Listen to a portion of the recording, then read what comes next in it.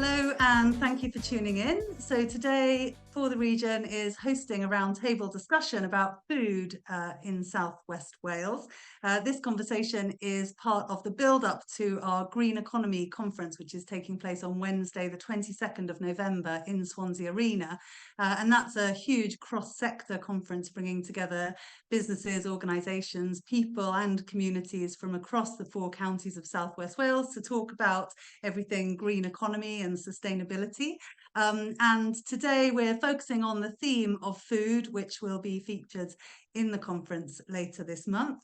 And I'm delighted to have a panel made up of representatives from various food partnerships and other organisations across South West Wales, and hoping to get into some discussion which we hope will be valuable about the role and the importance of food partnerships, about the sustainable food places movement, and we'll also hear from a business that's doing exciting things in the food system here in South West Wales. So I hope it will be an interesting discussion and give us all a bit of an overview of what is happening across our 4 counties to strengthen and promote local and sustainable food. Food is at the core of so much of what we do when we're thinking about how to transition to a greener and more sustainable way of life, shortening our food supply chains, changing the way we grow food, thinking about how we can give more access to land for sustainable growing in communities, and generally connecting people more with where their food comes from and the importance of creating a thriving natural ecosystem to support the food chains of the future. Food is a key driver of the green economy. It's something that touches us all, and something that we care passionately about in the growing food movement across South West Wales. So I'm really delighted to have some key thought leaders and activists in all of this joining me on the panel this afternoon. And the first of our panelists that I would like to introduce is Augusta Lewis, who's the Food Partnerships Coordinator in Carmarthenshire. Welcome, Augusta. Thanks for joining the call. So you've been involved in supporting the development of a food partnership in Carmarthenshire and the growth of the Sustainable Food Places movement. Talk to us about why you think food partnerships are important, a bit of background, and tell us what is Sustainable Food Places. Sure. Hi, Dawn, and thank you very much for the invite, and lovely to see so many familiar faces around the room and some new ones as well, and key people who have been there from the start of the journey or joined the journey with our Carmarthenshire Local Food Partnership development as well. So great to see you all, and potential there for much more regional collaboration going forward. So I think we're at a very exciting point in our development with the recent support from the Ministry of Social Justice, recognising the work of local food partnerships in addressing inequalities of access to healthy food and local sustainable food. So we were the 7th local authority area in Wales to become a member of the Sustainable Food Places Network, which is the delivery partner in Wales is Food Sense Wales, based in Cardiff. And it's a framework really that helps to sort of guide development across 6 key areas in a sort of holistic systems approach to a relocalised, equitable and sustainable food system for all. So I do have some slides, Dawn. Do you want me to bring those in, or would you rather I just talked? I'd rather you just talked, probably, sure. because some people will be just listening in. That'd be fine. Sure. Okay. So we became a member last April, and it was significant in galvanising and bringing people to the table from across the public sector, from the Public Services Board and strategic leaders, from the council, NRW, the Community Health Improvement Team of the Health Board, Public Health Wales, the university, and others. I'm based at Social Farms and Gardens in the Wales team, so they've been very much involved in the work we've been doing last year through the Resilient Green Spaces programme to look at short supply chains into the public sector, so public sector procurement of local sustainable veg particularly. So that was our piece of work last year. And last year, as in every area of Wales, there was a um, opportunity to feed into the local wellbeing plan. So as a group, we did that. And of course, our work, because food, of course, goes across all the different areas from revitalising local economy, health and wellbeing, as well as net zero and nature recovery. It's one of those areas that wellbeing hooks very well around, particularly the 7 key areas of the Wellbeing Act. So we fed into the local wellbeing plan, and we were able to successfully get 2 objectives into that wellbeing plan around working towards an integrated food system for the county and developing a whole food strategy for the county for the Public Services Board to adopt as well, which Alex Cook, who's in the room, has been working on consulting widely across the county, and that's in draft form, looking to be published early next year. So that's been really useful. It's been a lot of energy around the agenda. There was also in the local wellbeing plan the commitment to work on the Healthy Weight, Healthy Wales agenda, as well as looking at the Public Services Board's green assets and estate towards net zero ambitions. So we did quite a wide kind of, a lot of engagement activity work with our grassroots network, Carmarthenshire Food Network last year, and surveys and what have you, to see what people wanted to prioritise across the county. And that did end up looking like what you might imagine it would look like elsewhere, around more healthy and equitable access to affordable healthy food. And people saw the opportunity that the planning system and public procurement can play in that. So we developed a whole food system project that was based on what we were told by communities, to try and reflect that and put that to the Shared Prosperity Fund, and we were successful in gaining support for that project. And that's quite multifaceted. Basically, at the communities level, that's a grow, cook, meal share model, working with the dietetics team and looking to work with the estate managers at the council for any green assets that could be brought into further use, with our 10 market towns as a project to rejuvenate the 10 market towns of Carmarthenshire at the moment, as well as our wards that are highest on the Wales Index of Multiple Deprivation. So we're particularly looking to work in those areas, and we've managed to secure funding to have a Carmarthenshire Food Network officer to help support that community level progress.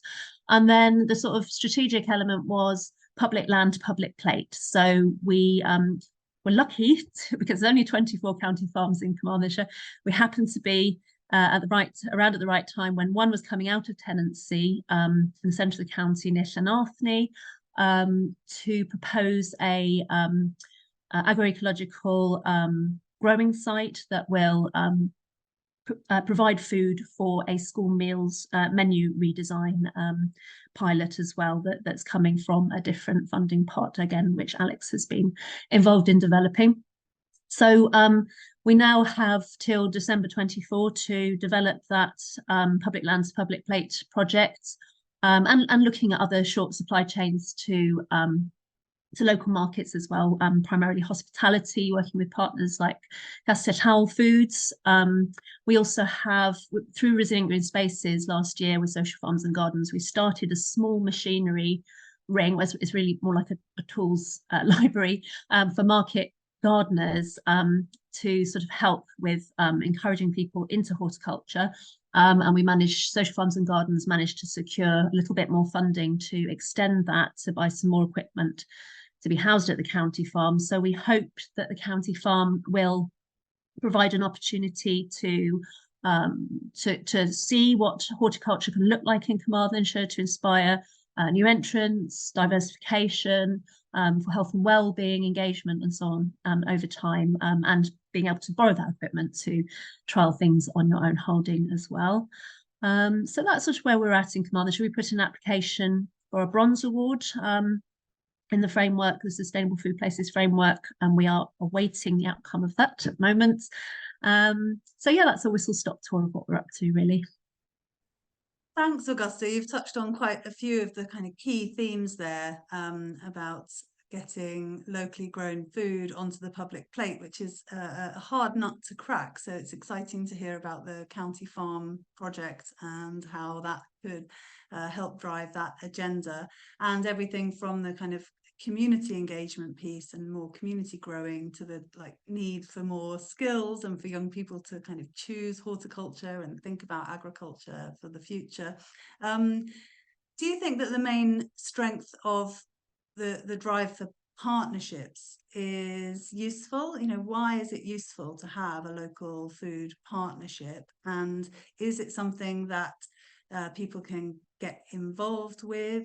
I think what you were describing there was quite a cross-sector approach. And do you find that's working well in Carmarthenshire, or is it a challenge? I would suggest it works very, very well. I think we're lucky in Wales. There are 90 plus, I think more like 100 sustainable food partnerships in local authorities across the UK. But in Wales, we have the Wellbeing of Future Generations Act, which has kind of already created that kind of well, not cross sector so much as within the public sector working environment, and sort of normalize that way of working. So I think food partnerships kind of come in and emulate that, but also bring in the voluntary sector more strongly, as well as the private sector.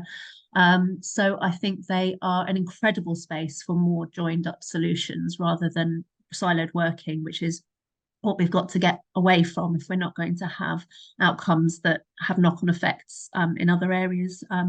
So I think it's a very good time, and it is it's complex because it's network thinking or systems approaches are necessarily complex. But I think this way of working has got to be the future if we're going to have successful outcomes against our multiple crises and challenges of 21st century. Yeah, key point there, isn't it? That the challenges we face are so complex and multifaceted that we need that systems thinking approach. So great to see Welsh Government supporting that within local authority areas. I am particularly involved with Bwyd Abertawe in Swansea. We are the local food partnership for the Swansea area, and I'm delighted to have our food partnerships coordinator Mary Duckett on the call to talk to us a little bit about what's happening in Swansea. So Mary, it's been your job to keep us organised at Bwyd Abertawe and drive forward a range of projects and initiatives. Catch us up a little bit on what's been happening in Swansea and where you think the key opportunities are to strengthen our local food system. Hello, thank you.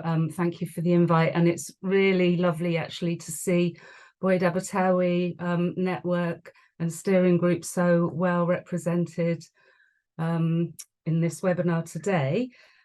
So there's some kind of key, we're at the start of the journey in Swansea, following some of the threads that Augusta has already outlined, and very much in the same context as the sustainable food places. I suppose some key points is Swansea launched the Swansea Food Charter, which was, I've shared the website for Bwyd Abertawe in the chat, and that food charter is available within the web page.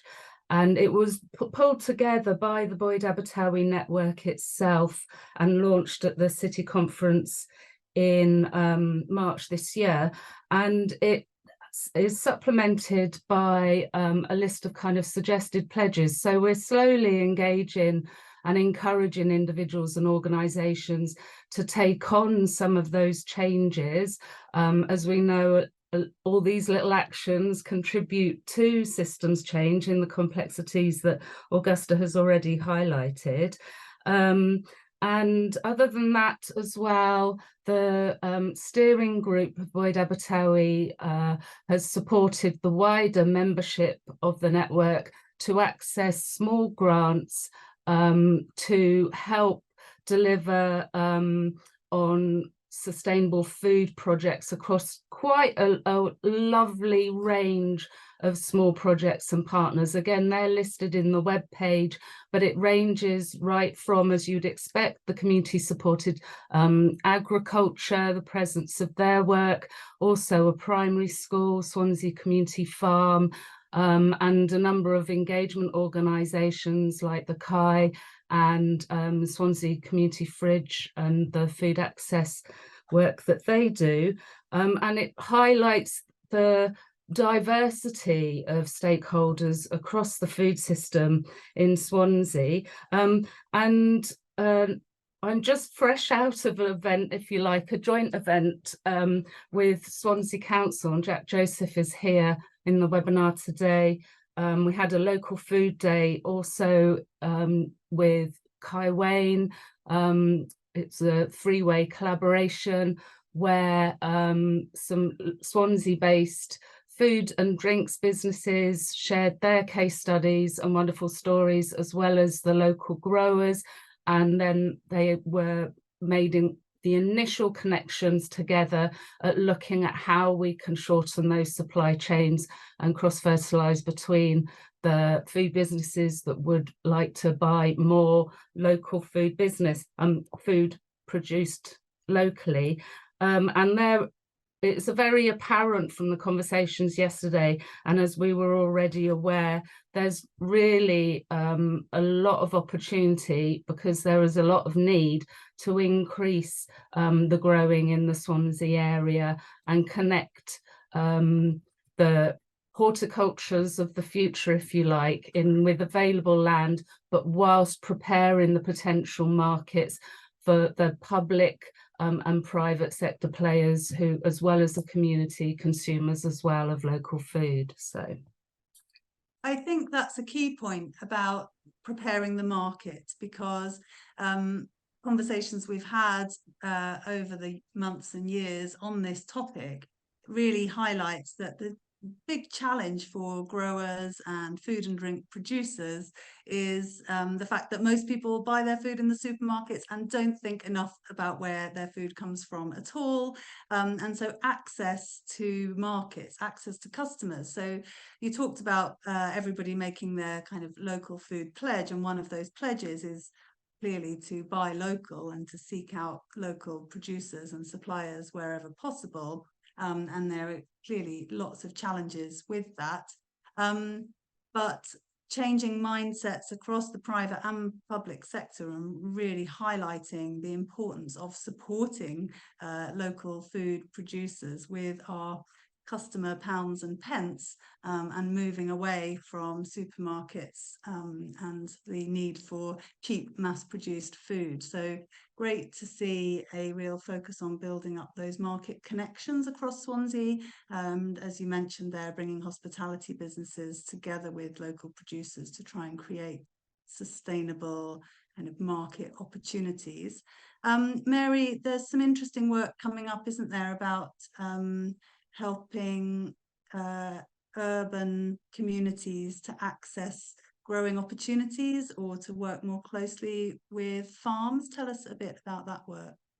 Yes, so Bwyd Abertawe, supported by the Environment Centre, made an application to the Shared Prosperity Fund, and we were fortunate to be awarded for what will be a new part-time development worker to support growing, it's called Growing Volunteers and Access to Local Produce, with the idea of connecting volunteers in urban settings, particularly maybe from low-income communities and associated support organisations, into volunteering activity and experiences within the rural growing sites, and also therefore exploring how there may be new customer connections for those rural growing sites back in the urban community. So the project is supported with the transport budget for that, as well as some growing and cooking skills and training for those that are involved.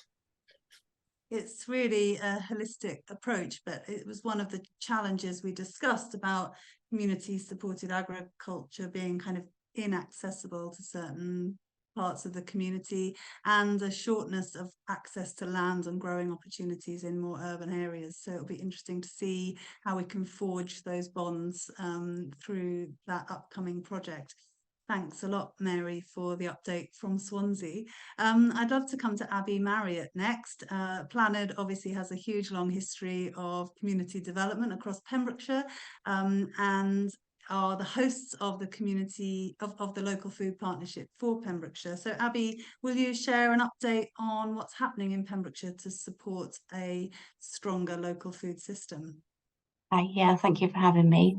We're fortunate with the Pembrokeshire Food Partnership that it's a trio. So we host for Pembrokeshire County Council, PAVs and Planed. So we're able to tap into a lot of things there. It's early days for us. It was just getting everything official, getting members on board, capturing lots of conversations, doing lots of engagement. We started off with a grant pot. We've just closed applications for that now because we thought actually people on the ground could shape things better. We've had some great applications in for focus around poverty solutions in terms of boosting food resilience. So that will really be shaping into the spring for us and seeing what common themes come from there. And then we've been using the partnership to get people together who'd wanted to get together. So we've been putting on some grower gathering events, which has been lovely. And growers have been going to visit each other since then and do some skill sharing with each other. And then we're going to look to, in the spring, launch a survey, sort of following on from Carmarthenshire's lead, to try and capture a bit of everything and to get some data behind us. And then it's not sort of the food partnership, but I know you wanted me to touch on how our fresh vending machines are going. It was a Welsh Government pilot started last year, by the time we got them going.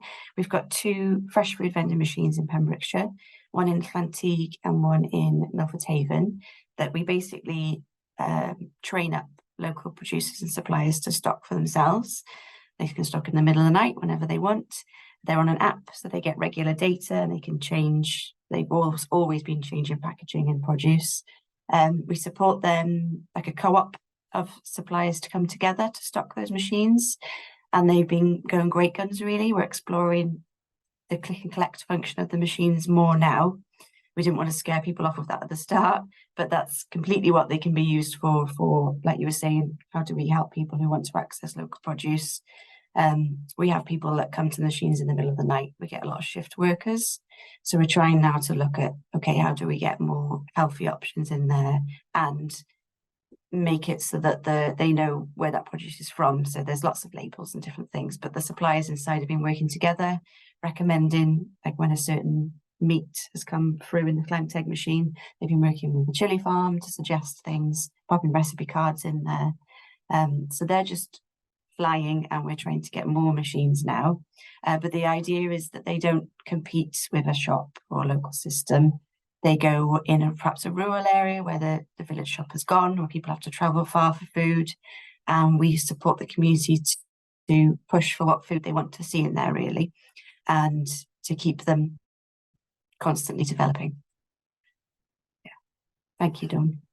Yeah, the fresh food vending machine project sounds really interesting, and I'd love to see more of those across the region, providing an opportunity for food producers to sell directly to local customers and trying to tackle some of the real challenges there around distribution. So that's really interesting. And I think Planed has also been quite involved in a project to support community food hubs across the county. Are you able to tell us how that project is going? Yeah, it was again the same fund, the Rural Development Fund of Welsh Government. It was regional, so Carmarthenshire, Ceredigion and Pembrokeshire. Very much a follow-on from lockdowns to try and help people back into community centres, and for communities that wanted to look at accessing local food or accessing food differently in one place and one day at one time. So there was a pilot project, so all 15 food hubs were launched. I think about 8 are going strong still, and we always said just go with the flow and develop them however you want. So a lot of them have developed into links with the growing season. They've built on from their community fridge to add in a fresh angle. So they're going great guns, and that was always the idea, that we would just boost them to get them going. And some of them are potential sites now for vending machines if we get funding. Yeah, so food hubs and vending machines, they're different ways to shop, different ways to buy locally produced food. And I think the key challenge is breaking that habit of convenient sort of supermarket shopping and yeah, as you say, going where the energy is, but where there are groups of local volunteers who think that a local community centre or other venue could serve as a local food hub. Really interesting to see the different ways in which communities are engaging with that model. And in all these conversations that we have with producers and businesses, it's not without its challenges. And I'd like to come next to Joanne Haines. Joanne is joining us from Cara Moor, which is a community-owned food business. And I think what you're involved in is regenerative ocean farming. So tell us a little bit about your business, Joanne, and your story and how you are finding it as a small food producer in our region. Thanks, Dawn, and thanks for the warm welcome on the call. Yeah, look, you've summed it up nicely, really. We're set up, so Cara Moor is set up as a community benefit society. So in short, sort of community owned. It does mean we can be open for investment where other businesses can't. So we've had the luxury really of being able to go out for funding from various sort of government pots of money, as well as privately, with a PSO, a pioneer share offer when we first got going, which helped us. But through all that funding, we've set up an amazing group really of community different minds. So whether that's physically down here where we're based in St David's in Pembrokeshire, or even the aspect around some of the products that we grow out at sea, so the seaweed and things like that. We've got a growing community around kind of PhD students or different universities who have somewhere put some money in or have backed us with some equipment and things like that to help us get off the ground. And really a lot of it has been very new to us, so also have allowed us to develop these ideas and, you know, like I said, infrastructure, equipment and things like that as we've gone along. So yeah, what I'm trying to say is community is absolutely key to what we've set up. But we've been 3 years where we've had something out in the water. So the farms themselves are based in the Ramsey Sound, which is in between St David's Headland and Ramsey Island, in that stretch of water. We started life with 2 small trial sites. So it took basically, I won't go into the licensing story, but it took us a long time to get licenses. We were fighting for about 4 years before we got anything into the water. And once we did, it was on the premise that we set up 2 very small sites to prove the logic that nothing through that method of farming would cause any negative impacts. And once we did that for a year, we were then able to get the license to put out a 3-hectare site, so roughly the size of 3 football pitches in the water. And underneath, so from the top of the water, you see some buoys around the edges, and underneath the water, there's effectively like an underwater garden. So multi-species. So the lines growing have different species of seaweed growing on them, some of which we seed, so are cultivated and we put there. But it was put there by collecting kind of fertile seaweed from the nearby beaches in Pembrokeshire, so it's all very native. And then next to that, we also have several different products in terms of the shellfish. So we've got mussels growing on ropes. We've now got lantern nets with oysters in, and we've also got lantern nets with scallops that have just started in the last few months as well that are growing. So the amazing thing about this type of farming is it's 0 input, so it doesn't need anything from pesticides, no fresh water, obviously, nothing at all to get going. So that's why it just works so well. And because really of the difficulty and the complexity around managing the licenses that we have with the various organisations involved, we've had to monitor quite closely the impact that they've had. So because of that, we now have a growing amount of data to show that this is really positive for the coastal area. So whether that's kind of monitors or sensors, you know, on the seabed that pick up different activity, on the surface level, they pick up kind of noises from porpoises and things like that in increasing numbers, whether that's the growth of the seaweed itself. Yeah, it's all being monitored and tracked, which is really exciting and really nice to see from a kind of team perspective here as well, because we can see kind of in real terms the advantages it's bringing.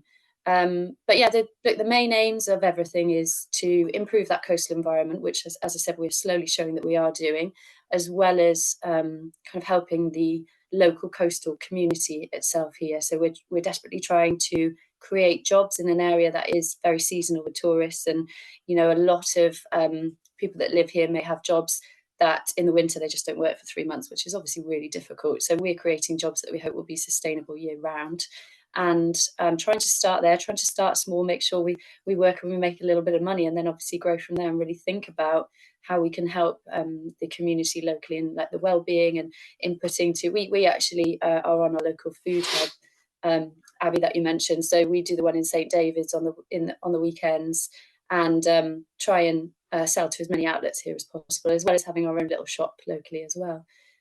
So yeah, that in a nutshell is what we're doing. But obviously, if you've got any specific elements of it that you'd like me to talk about, I'm more than happy to. Yeah, really, really interesting, and a whole new way to think about where our food might come from. And do you feel like the sorts of products that you are able to farm in such a natural way could play a big role in our sort of future diets? Do you think we should be looking to the sea more? I mean, I know once reading that really we must consider that no fish is particularly sustainable.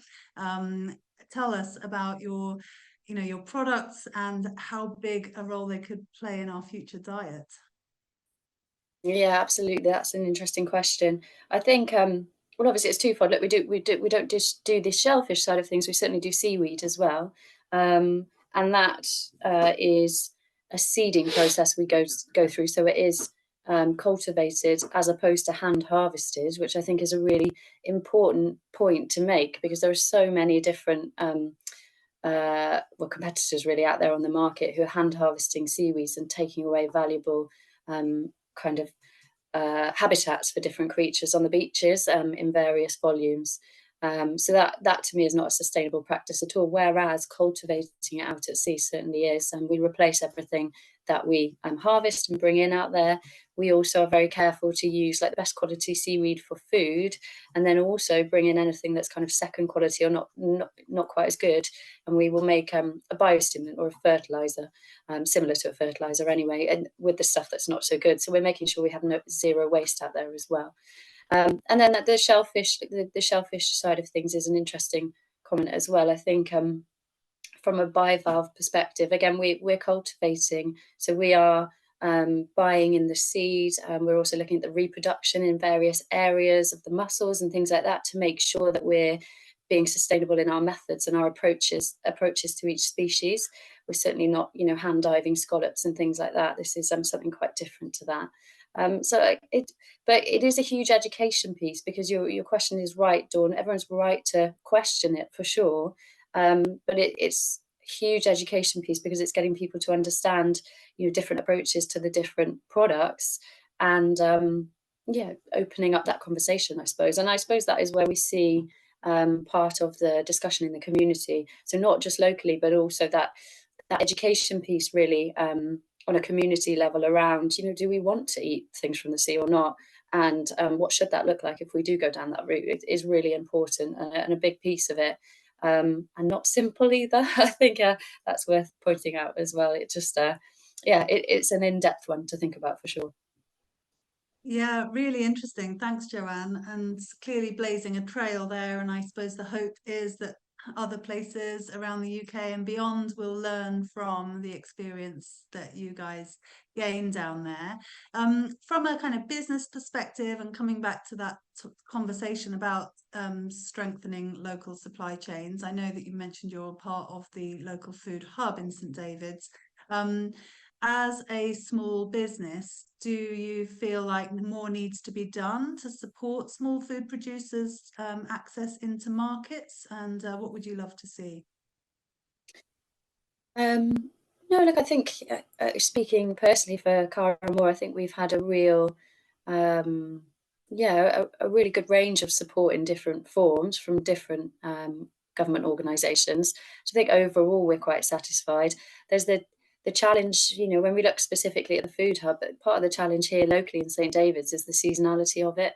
And I know, it's really difficult for producers to commit throughout the winter when they may only be making kind of, you know, really small sales when there's not that many people around, because a lot of St David's unfortunately is second homeowners, so obviously a lot of it stands empty over those winter months, and it is really difficult. So I think very personally, I don't know whether this is honing in too much on just here, but you thinking about how we can react to that seasonality would really help, because it's a big blocker in this part of the world for sure. But I certainly can't argue with the support we've had. We're really pleased, to be honest. It's really helped. That's great to hear. And a couple of questions in the chat, just briefly. Do seaweeds capture carbon? So are they useful in that respect? And is seaweed useful in the animal food production sector as well? Yeah, quite relevant, like current topics, I think, both of them. So yes, in the carbon capture one is interesting. The short answer is yes. We actually have a board member, his name's Dom, and he's also a board member of the Carbon Trust, so he does a lot of work in this area. I think one of the challenges with that side of things is there's not a huge amount of data out there, and specifically with farm seaweed as well, because obviously you're capturing carbon when you grow the seaweed, but then you're harvesting it, so you're bringing it in. So what happens to that carbon then once that's kind of processed, or, you know, whatever happens to it? So we recently started working with Cardiff University, and they're actually studying the exact carbon capture of the seaweed in the Ramsey Sound for us. So it's not going to be a quick study by any means, but hopefully quite quickly we'll have some data to go on and be able to talk with a lot more substance in that area. But yeah, it certainly does, for sure. I don't think there's any argument about that. It's just when you put the number to it, that's the bit that they're still looking into, I suppose. And the other question then on it was animal feed related, wasn't it? Yeah, so the animal feed one is an interesting one. I think yes, there's definitely scope for it. It's been used like over generations in lots of different animal diets by farmers and things like that, and just on the land they quite often put it over their crops. So yeah, there's huge scope for it. It's already in use in lots of different forms as well. Things like dog food, you know, quite often we'll have it in. So it's surprising what it's in already. We're actually going down the route. So we recently got some DEFRA funding for the capital expenditure on a new premise that will refine our seaweed into a biostimulant. So we're going down that route instead, just because the process is slightly easier in some regards, and also then the market, I guess, is bigger. So yeah, that's another market that we're really hoping will continue to flourish, and it's pretty exciting to think about as well. So that's all planned in for next year. And I guess, you know, a lot of people say, oh, you're spreading yourself so thin with everything going on. But to be honest, with the seasonality of the food down here, something like the refinery and the seaweed through that and the biostimulant will stabilize that to a certain point, so we can continue to do both. Yeah, well, really exciting business, and great to have you exhibiting at the upcoming Green Economy Conference, so people will be able to come and meet you and perhaps taste some of your products at the event. And also, you know, a great example of a new business that's creating value and creating wealth from our natural resources in a sustainable and kind of agroecological way. So thanks, Joanne, for coming and telling us about Cara more.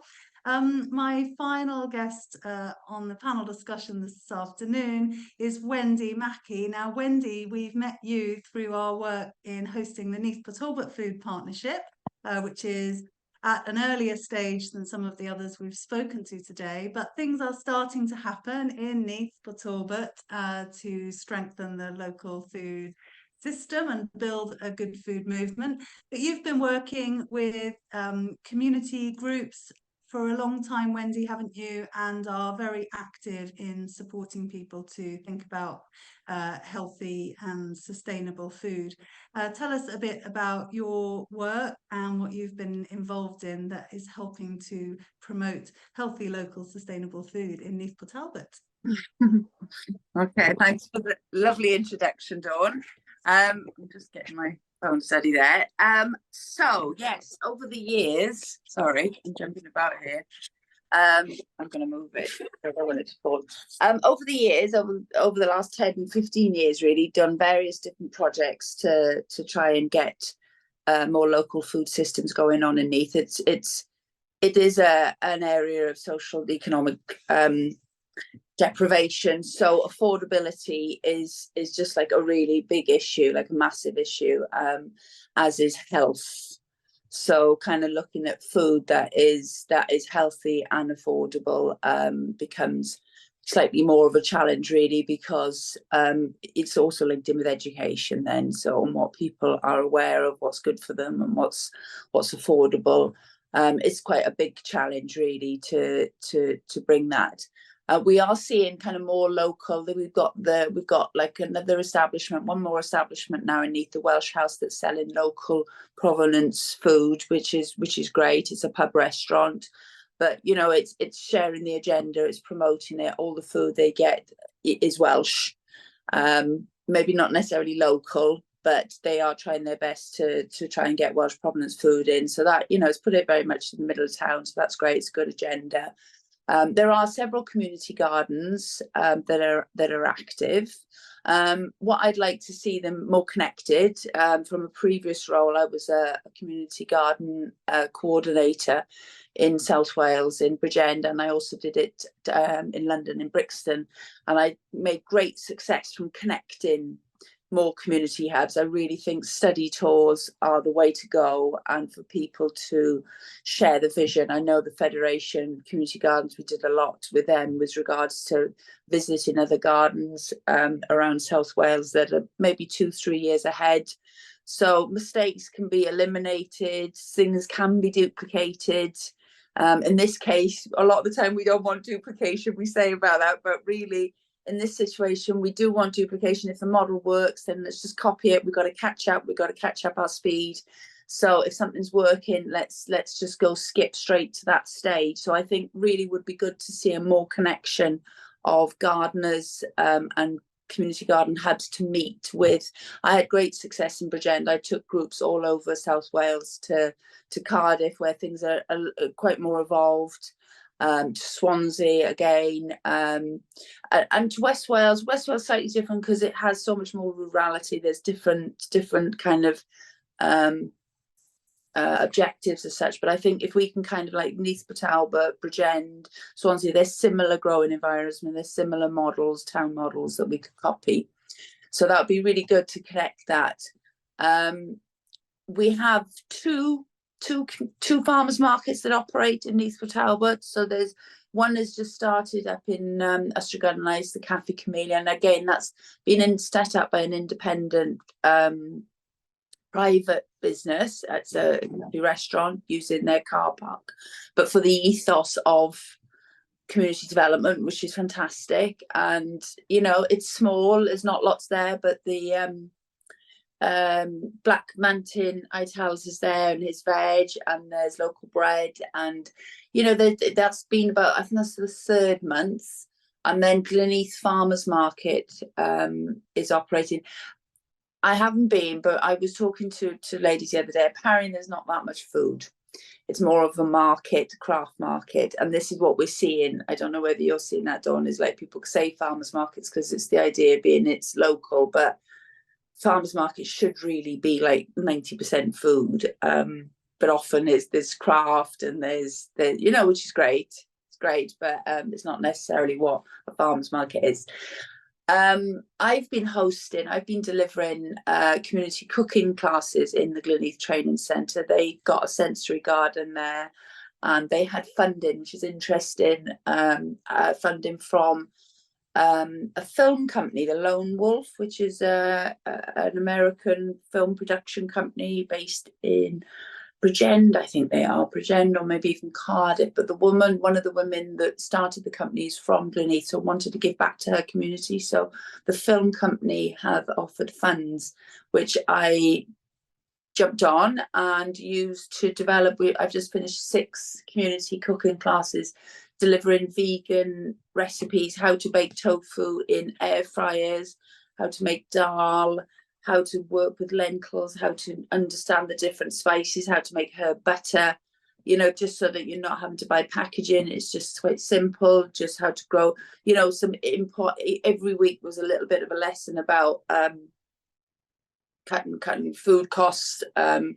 You've been flexible. I was really teaching people to be flexible, and if you don't have tahini, you can use nut butter, and you don't have to have basil, you can have coriander, and just like really kind of just educate people more about using herbs and spices, and using, you know, air fryers are all the thing now. So I was doing quite a few different recipes in how to do healthy food, sweet potatoes. So that's ongoing, and I've had more bookings for that again now. So that's going to be happening in Abertawe. But I've had another six sessions booked for another community centre. They'd seen the work on Facebook, and they're really keen to do it. So I'm really hoping to pursue this, because it's really popular, and it's amazing how much knowledge there is in the community. So a lot of my lessons have been about sharing ideas and where people, what they know and how they make their cowl and how they make their you know, their soups, and what kind of Welsh wisdom folklore recipes coming through, which is, I think, just having an introduction of food clubs is a really good idea. You know, we don't, you know, I've often, when I've gone into sessions, I've always tried to make something and done a demonstration, but the last couple of sessions, I was getting conversations going. I'm hoping to continue with Gleanese Training Centre, put a film on, invite people in the community to come and talk, to watch the film, have a discussion about, hopefully the film is about something to do with food. You know, there's so many out there now, Cowspiracy, all the different kind of Netflix kind of just food films about food, to create discussion, create conversation, create values, opinions, and then they can be challenged or they can be enhanced. So just like really community-ed stuff, which is minimal resources really. You know, we just need a big screen and a community centre. And if everyone... Sorry, Dawn. Yeah, it strikes me that this is how we start to build that sort of local good food movement, which is starting to happen in Neath Patel, but after a long period of very little access to healthy and sustainably produced food. And that education piece that you're talking about, of kind of giving people confidence to cook for themselves, to try different things, and to feel kind of confident in taking on new ingredients that they may not be familiar with, but also coming together to talk about the importance of where their food comes from, and kind of building awareness. And Wendy, you and I both were hosting the main marquee at the Neath Food and Drink Festival recently, and talking to local people. One of the things that struck me is a key reason why people are worried about their food is the pursuit of health. We have a lot of diet-related diseases and ill health, and people really understand that they do want to eat better, but often don't really know where to start, and certainly in Neath Patel, but just don't know where they can buy local food. What sort of conversations did you have that day in the marquee, and do you think people will respond positively to this drive for more local produce? Yes, I think over the 2 days, I think it was hugely successful. There was, the majority of the conversations, 99% of the conversations were positive. People, I think there is a health motivation where there's a lot of diabetes that's really, really common now. Really, a lot of conversations about diabetes and how to reduce blood spikes and kind of different ways to do that. Because I think, as with all health issues, stress and mental health obviously compound it. So if there's stress going on as well, then our health kind of fluctuates even more, our health problems fluctuate. So kind of I really kind of embracing like a level of well-being along with it as well, and teaching people to look at nutrition as a way of self-care and as a way of preserving yourself and looking after yourself. It's not just something you have to do. It's a very kind of comforting, welcoming thing, and something that's nurturing. So kind of the conversations that were kind of going around the store were people who were gardeners, who were cookers, because we had lots of a variety of different types of vegetables and different types of nuts and fruits and seeds that I had, and spices. So a lot of the conversations were, how do you make this? What do you do with that? How do you... And, surprising, I'm never surprised, really. I always know there's a lot of people, there's a lot of interest. But I think with people with food, a lot of people either grow, if they're interested, they grow their own. And that's it. They don't go to community initiatives. They don't share it. They're just happy to get on with it. It's a different group of people, again, that do community gardening. you know, isn't it? And I know that there's a fantastic project in Neath, the Fan Alliance, and they every Friday you can go and they're doing like the community pantries where there's food waste. You can get it, you know, very cheap or free, just to avoid it getting into recycling food bins.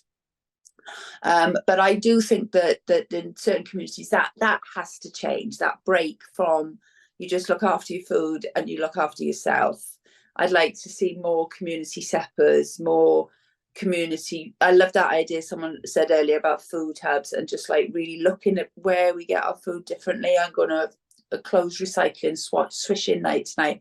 I mean, you'd really be good if there was like food opportunities at the same place, isn't there? And they can be in the community centres, they can be in the schools. They already are in some ways, and they with the way the food fair share works and the way that the food parcels work. But yeah, having it more shared, having more community themes, so that people, because it was amazing the last night of the 6 weeks, everyone made food and brought it. And it was a feast. It was a real feast, and it was such a focus. All the women had spent all week working out what they were going to do, and you know, it was like feeding the 5,000. Just like everyone bringing a little bit created a lot, and the well-being that came from it, the friendships, the rapport that's made, you know, the social groups that were created. You know, we forget all those other things that are connected, that are anchored in with food, isn't it? That we need as well, our social well-being.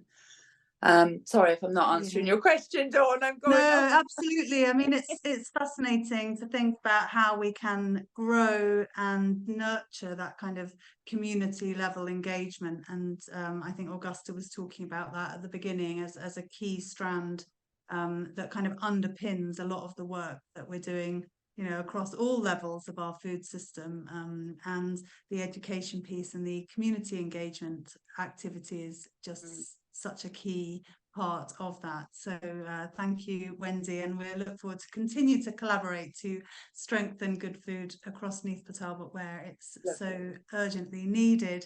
I'd love to invite questions or comments from our audience. I know we've got lots of people in the room who are involved in interesting projects across our region and doing useful work. So please do raise your hand if you have some update or question for our panel. We'd love to hear from anyone in the room that might want to come in at this point. Yeah, I mean, I don't know whether if this is part of what's going to happen, Dawn, is this collaboration between boroughs and between towns as well, because I really think there's that support would be benefited by towns that are further down, you know, further down the timeline of development. It'd be great to see kind of more connectivity. Yeah, and I think we really believe in, I mean, it's in our name for the region, but we really believe in a kind of regional approach to all of this, and particularly, you know, it makes sense from a food system perspective that we've got areas that are more rural and areas that are more urban, and actually working collectively across at least the 4 counties of Southwest Wales would enable, you know, significant market size and access to sufficient quantities of food that perhaps we could seek to feed ourselves as a region. And great to have conversations like this on this scale, where we're hearing what different local authority areas are doing. And also, as you pointed out, Wendy, the benefits you get from just sharing knowledge and information across different projects, learning from what others are doing, and stepping in the footsteps of successful initiatives that have gone before. Yeah, it's definitely all about breaking down those silos. Alex, I would love to hear from you, because Augusta mentioned earlier on your work in getting local food onto the public plate. That's something we would love to do more of in Swansea and across Wales. Can you tell us what you have learnt and what your advice would be for other local authority areas looking to strengthen the availability of local food on the public plate? Thanks, Dawn. That's a really broad and challenging question. So it's probably taken about 4 years of varying foundational economy reports, school meals, scoping paper, which I'm happy to share with anyone. I think the approach that we've taken, there's different elements. So we had a procurement hub, which was a small scale aggregation hub linking up local growers. But we found that that was quite limited within the current procurement frameworks, especially now with the regional procurement framework. So the easiest route for us, and I know that you've done similar in Swansea, so the easiest route to scale up is about influencing menu change and menu development. So the teams within local authorities are under a lot of pressure. There's not a lot of capacity. So the approach we've taken is to find some funding to support human resource capacity within those menu development teams, and then support them with the information about what sustainable food is. So looking at that through a lens of objective measurements around the Future Generations Act. So we've tried to analyse the current food, and then we've created a traffic light system for products that are good, red, the obvious red, amber, green. So products that we want to phase out and more products that we want to phase in. So you end up with a decision tree which can guide new products entering. But essentially what we need to do is stage one, which is develop a raft of recipes to bolster the primary recipe file and secondary recipe file as well. And then the opportunity then is on schools or catering departments, depending on the structure, to start integrating that menu. So bringing in those recipes, but working with the local suppliers and the contract holders, such as Castle Howell or Total Produce or whoever your supplier contract holder is. And we found that tackling demand and supply incrementally is most beneficial to grow both at the same time. Yeah, I think that's the key thing there, isn't it? That it would be lovely to say, well, all school meals should be locally sourced, but the local produce just isn't there to meet that kind of scale of demand. So growing both the availability of the food and the desire for it at the same time seems to be the way forward. So that's really great to hear. And yeah, it's a whole education piece for all of us, isn't it? About how to eat more seasonally and how to design our menus in a way that could be sourced locally. So yeah, great to see that work taking place in Carmarthenshire, and hopefully a path that you guys are treading that we can all learn from and continue to develop. Thanks, Alex. I was keen to bring you in for a bit of gender balance as well, because we've been very much a female-led panel, which is not a bad thing, but great to have so many of us across South West Wales really passionate about food and how we can create a more sustainable local food system across our region, because the figures are really shocking about how little of our food we buy locally, and how little of our food is grown in Wales and how much of our food is imported, and the environmental and climate impacts of our existing food systems. So it's clearly an area that needs a lot of attention and a lot of work. So it's great to be among a tribe of people in communities, in businesses and in organisations across our region who are trying to make change happen. And we do hope that the Welsh Government will continue to fund food partnerships. I think they play a really important role in bringing stakeholders together, identifying priorities and engaging at all levels of the food system to try and make change happen. But it's not going to be a quick problem to solve, and it is going to be something that we can all get involved in. Mary Duckett from Bwyd Abertawe mentioned the Swansea Food Charter, and I would encourage anybody listening to have a look at that. And as Mary said, there's the opportunity to kind of think about your own habits and your own purchasing and what pledges we can all make. And sometimes that's just as simple as asking where the food has come from when we're in a cafe or a restaurant, or asking for a local option when we're out and about shopping or eating and drinking. out and about, and being prepared to just make that little bit of extra effort or prioritise our spending to pay the little bit extra that it might cost to buy local. But one of the things we haven't talked about today is what farmers think and the changes that are coming to the support for the agricultural sector. And that's another whole conversation. And there's a lot of kind of policy development ongoing at the moment. So we hope to reconvene a conversation to really talk about the challenges facing farmers, how we keep more farmers in food production, and how they will be supported and incentivised to grow more food for us all in Wales over the coming years and decades. It's a really fascinating area, loads of great stuff going on, and thank you so much to my panel this afternoon for sharing updates from across our 4 counties. It's been a really useful conversation, and if you're listening to this, please do reach out to your local food partnership. I'm sure they'd be glad to hear from you. As we've heard today, there are all sorts of projects and opportunities ongoing across South West Wales, and it's going to take all of us getting involved to support the growth of local food and drink for the future.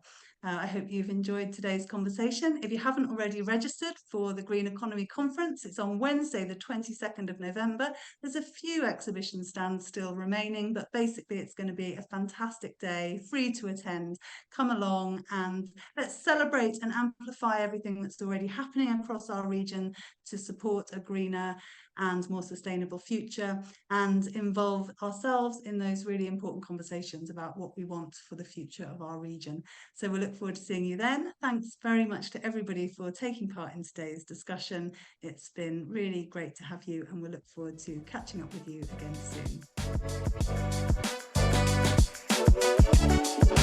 soon.